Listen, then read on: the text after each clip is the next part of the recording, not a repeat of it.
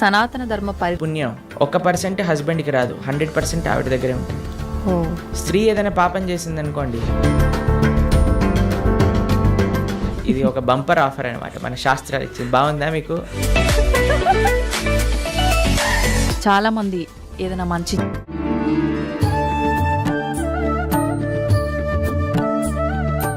నమస్కారం, welcome to I dream ధర్మ మార్గం కార్యక్రమానికి స్వాగతం. నేను మీ విజిత. సనాతన ధర్మం అనే పదం ఒకప్పటి కాలంలో ఎలా ఉన్నా ఇప్పుడు మాత్రం చాలా ఎక్కువగా వినిపిస్తోంది. అసలు ఏంటి సనాతన ధర్మం వల్ల మనం ఏం నేర్చుకోవచ్చు, అది నేర్చుకోవడం వల్ల మన లైఫ్ ఎలా ఉంటుంది, ఎటువంటి మార్పులు వస్తాయి. ఇంకొకటి భగవద్గీత అంటే ఎక్కువగా మనం వింటూ ఉంటాం, చనిపోయిన వారి దగ్గర మాత్రమే ఇది ఎక్కువగా ప్లే చేస్తుంటారు అని చెప్పి. నిజంగా భగవద్గీత అంటే ఏంటి? ఇది నిజంగా మరణించిన వారి దగ్గర వినిపించేదా? అసలు ఏంటి దాని ప్రత్యేకత? ఇలాంటి మంచి మంచి విషయాలన్నీ ఇప్పుడు ప్రభుజీతో మాట్లాడి తెలుసుకుందాం. ప్రస్తుతం మనతో పాటు ఉన్నారు. గోవర్ధనికో విలేజ్లోని ఆశ్రమంలో వారి సేవల్ని అందిస్తూ భగవంతుడి యొక్క ధ్యానంలో నిరంతరం కృషి చేస్తూ, నిరంతరం భగవంతుడి ధ్యానంలో ఉంటూ ఎన్నో ప్రాంతాలలో వారి మాటల ద్వారా, వారి ప్రవచనాల ద్వారా అందరికీ అవగాహన కల్పిస్తూ మన సనాతన ధర్మం యొక్క గొప్పతనాన్ని, విలువలని మనందరికీ తెలియజేస్తూ ఉంటారు. వారే ప్రణవానంద ప్రభుజీ గారు. ఇప్పుడు ప్రభుజీతో మాట్లాడి మరిన్ని విషయాలు తెలుసుకుందాం. మంచి మంచి విషయాలు అడిగి తెలుసుకొని మీ అందరికీ తెలియజేస్తాను. హరే కృష్ణ ప్రభుజీ. నమస్కారం అండి. హరే కృష్ణ ప్రభుజీ. ఈ మధ్య కాలంలో, ఒకప్పటి కాలంలో కన్నా ప్రస్తుతం సనాతన ధర్మం అనే మాట ఎక్కువగా వినిపిస్తోంది. నిజంగా ఈ సనాతన ధర్మ పరిరక్షణ బాధ్యత ఎవరిది ప్రభుజీ? మీది, నాది, అందరిది. ఎవరైతే హిందువులు సనాతన ధర్మానికి చెందినవారు అని అనుకుంటున్నామో, ఎందుకంటే ధర్మో రక్షతి రక్షితః అని అన్నారు. మనం ధర్మాన్ని రక్షిస్తే ఆ ధర్మం మనకి రక్షిస్తుంది అని. ఇప్పుడు మీకు ఒక విషయం చెప్తాను. ప్రతి ఒక్కరి బాధ్యత చాలామంది ఏమనుకుంటున్నారంటే అండి, సనాతన ధర్మాన్ని రక్షించే వాళ్ళ బాధ్యత, గురువుల బాధ్యత, ఏదో గుళ్ళో ఉండే పండితుల బాధ్యత, లేదా కొంతమంది ధర్మ ధ్వజం పట్టుకున్న వారి బాధ్యత, మనదేం కాదు అని అనుకొస్తున్నారనమాట. కానీ అది కాదండి. ఎవరైతే ధర్మాన్ని అనుసరిస్తున్నారో వాళ్ళందరి బాధ్యత ధర్మాన్ని కాపాడుకోవటం. ధర్మాన్ని ఎలా కాపాడుకుంటామండి? మేము ఏం చేయాలి ధర్మాన్ని కాపాడుకోవటం అని అంటే చాలా సింపుల్ విషయం అండి. ధర్మాన్ని ఆచరించటమే ధర్మాన్ని కాపాడుకోవటం అనేది. మనం కానీ ధర్మాన్ని చక్కగా పెద్దల నుంచి తెలుసుకొని, గురువుల దగ్గర నుంచి తెలుసుకొని ఆచరించామనుకోండి, ధర్మం కాపాడబడుతుంది.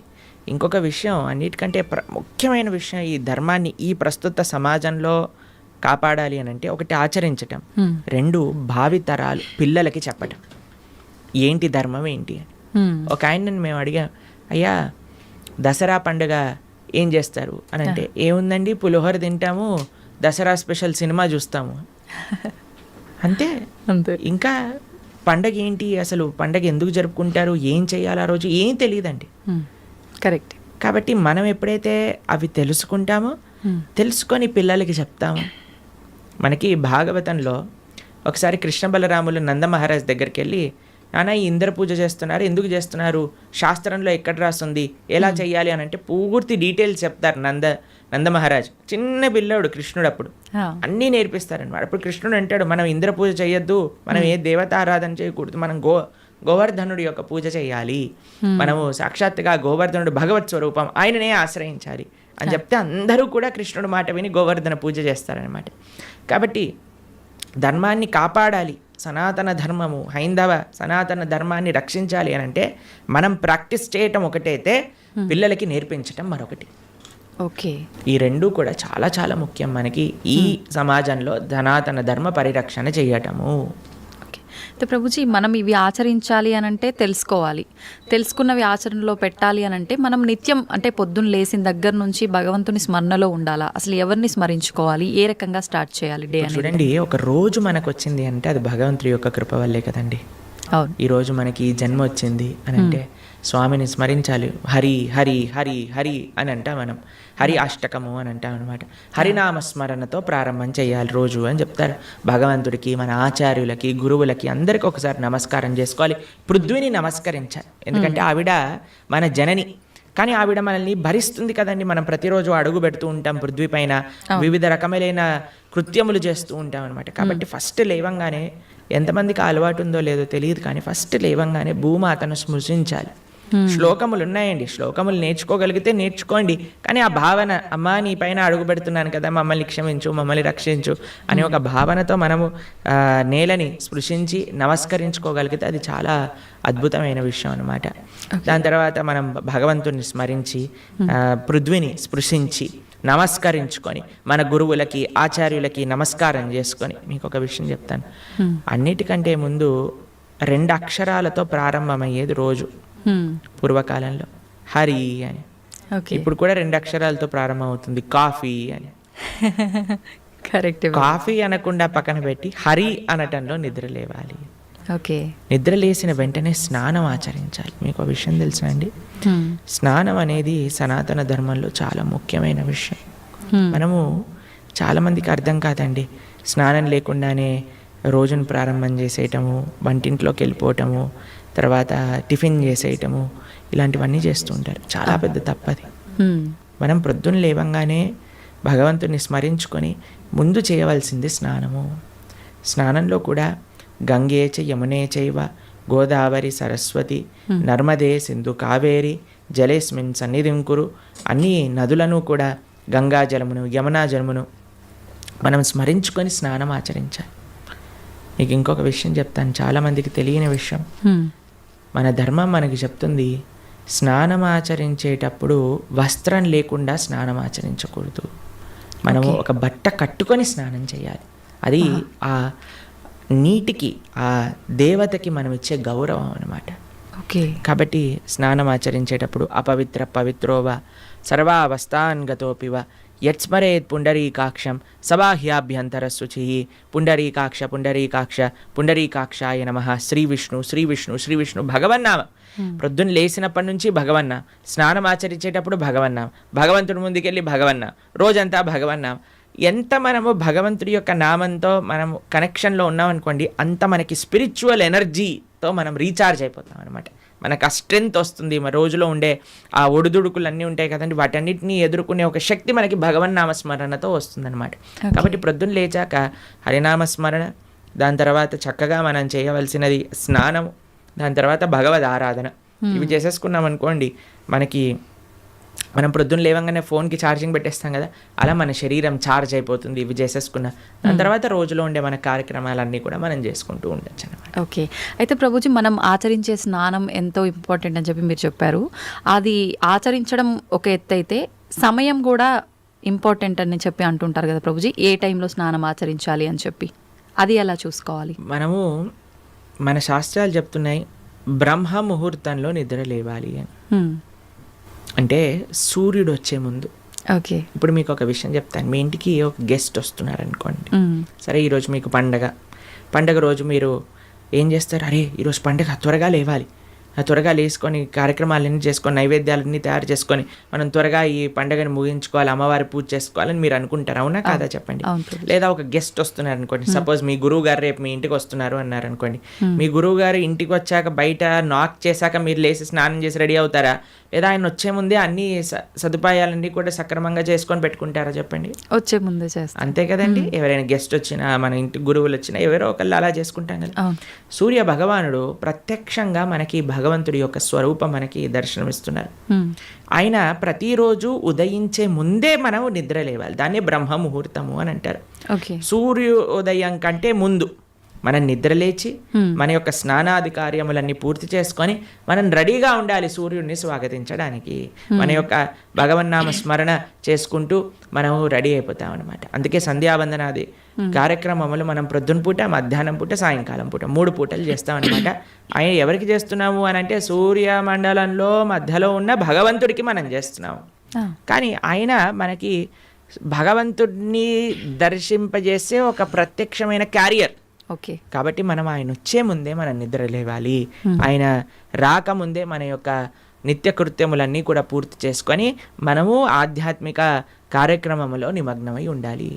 ఓకే. మీరు చూడండి, ప్రొద్దున పూట లేవటం అనేది అటు మన ఆరోగ్యరీత్యా, అలానే సామాజిక పరంగా, అలానే మన ఆధ్యాత్మికంగా, శారీరకంగా, మానసికంగా అన్ని విషయములలో మనకి మంచి చేస్తుంది.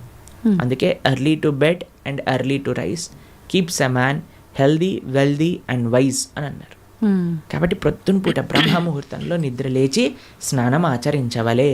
ఇది ప్రతి సనాతన ధర్మానికి సంబంధించిన వారు తప్పక ఆచరించాల్సిన ఒక పద్ధతి. ఓకే.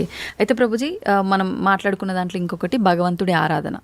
చాలా వరకు అంటే ఇంట్లో మగవారు పూజ చేస్తేనే మంచి ఫలితం పొందుతారు అని చెప్పి ఈ మధ్య కాలంలో చెప్తున్నారు. కానీ ఎక్కువగా ఆడవాళ్ళే పూజ చేస్తుంటారు. అసలు నిజంగా ఆడవాళ్ళే పూజ చేయాలా, మగవారు చేయొచ్చా? అసలు మగవారు చేయాల్సిన కార్యక్రమాలు ఏంటి ఆధ్యాత్మిక పరంగా? ఎవరిని ఎవరెవరు ఉద్ధరింపబడాలి అని అనుకుంటారో, ఎవరెవరికి భగవంతు అనుగ్రహం కావాలనుకుంటున్నారో వాళ్ళు చేయాలండి. మీకు ఒక విషయం చెప్తాను. ఒక మగవాడు పూజ చేసిన, ఆరాధన చేసిన, పుణ్యం చేసిన, పునస్కారం చేసిన దాంట్లో ఉండే 50% ఆడవారికి వెళ్తుంది. ఓకే. ఎంత? 50%. 50%. ఏదైనా పాపం చేశాడనుకోండి, దాంట్లో 1% కూడా ఆడవారికి రాదు. అదెలా ప్రభుజీ? మరి పుణ్యం అయితే పుణ్యం 50% వెళ్తుంది, పాపంలో వెళ్ళదు. ఓకే. స్త్రీ చేసిందనుకోండి పుణ్యం, 1% హస్బెండ్కి రాదు, 100% ఆవిడ దగ్గరే ఉంటుంది. స్త్రీ ఏదైనా పాపం చేసిందనుకోండి, దాంట్లో 50% హస్బెండ్కి వెళ్తుంది. ఇది ఒక బంపర్ ఆఫర్ అనమాట, మన శాస్త్రాలు ఇచ్చింది. బాగుందా మీకు? బాగా అనిపిస్తున్నట్టుంది మీకు. శిల్ ప్రభుపాదులు వారు ఒక దగ్గర ప్రస్తావన చేస్తారు. Everybody has to fly their own plane అంటారు. మనకి అంబరీష మహారాజు గారి వృత్తాంతంలో వస్తుంది.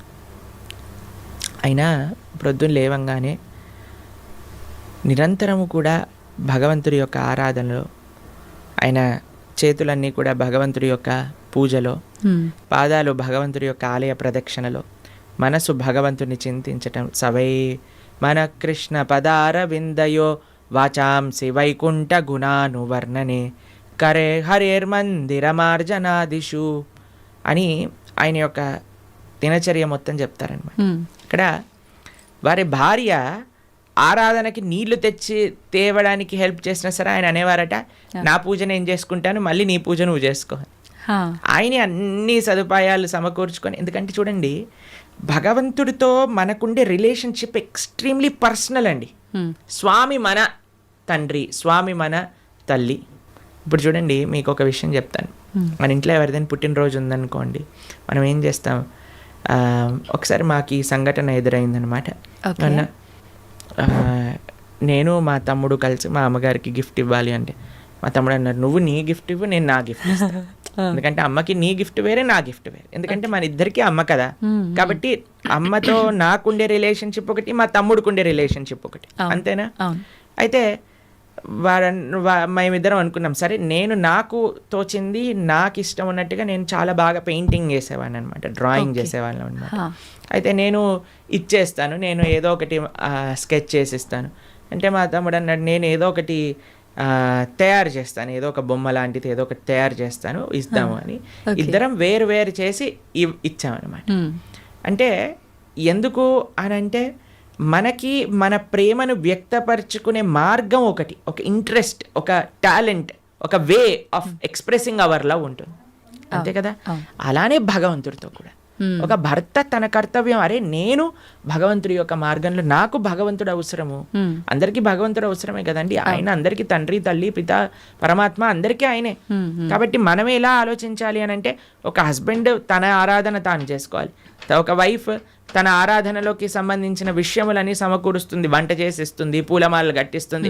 దాని తర్వాత వారి హస్బెండ్ వెళ్ళిపోయాక వైఫ్ తన ఆరాధన తాను చేసుకుంటుంది, పిల్లలు వచ్చి దండం పెట్టుకుంటారు, ఏదో అమ్మ నాన్నలకి ఇద్దరికి హెల్ప్ చేస్తారు, అందరు కలిసి ఆరాధన ఒకటి ఉంటుంది, ఒక్కొక్కళ్ళు కలిపి ఆరాధన ఉంటుంది అన్నమాట. కాబట్టి ఏదో స్త్రీలు చేస్తే ఇల్లంతా బాగైపోతుంది అనే భ్రమలో నుంచి బయటపడండి, మీకు 1% పుణ్యం రాదు. కాబట్టి జాగ్రత్తగా మీ పూజ మీరు చేసుకోండి, మీరు బాగుపడాలి అని అనుకుంటే. కాబట్టి పురుషులు తప్పకుండా ఆరాధన చేయాలి. పురుషులు ఆరాధన చేస్తున్నారు కదండి, స్త్రీలు వదిలేయకూడదు. పురుషుడు ఆరాధన పురుషుడికి, స్త్రీ ఆరాధన స్త్రీ, పిల్లల ఆరాధన పిల్లలకి, అందరికి. ఇప్పుడు చూడండి, ఇంటి పెద్ద తింటే మిగతా వాళ్ళందరికీ కడుపు నిండిపోతుందా? లేదు, ఎవరికి వాళ్ళు తినాల్సిందే, అంతే కదండి. మీరు అంటారు కదా, అయ్యా మీరు తినండి, అయ్యా మేము పర్వాలేదు, మీరు తింటే మాకు తిన్నట్టే అని అంటారా? లేదా మీ హస్బెండ్ వచ్చి, అమ్మ నువ్వు తినేసేయి, నాకేం పర్వాలేదు, నువ్వు తింటే నేను తిన్నట్టే అంటారా? కాదు కదా. ఎవరెవరికి శక్తి కావాలంటే వారు వారు భోజనం చేయాలి. అలానే మనం కూడా, మనకి శక్తి కావాలి, మనకి భగవంతుడి యొక్క కృప కావాలి అంటే మనం హ్మ్. భోజనం చేస్తే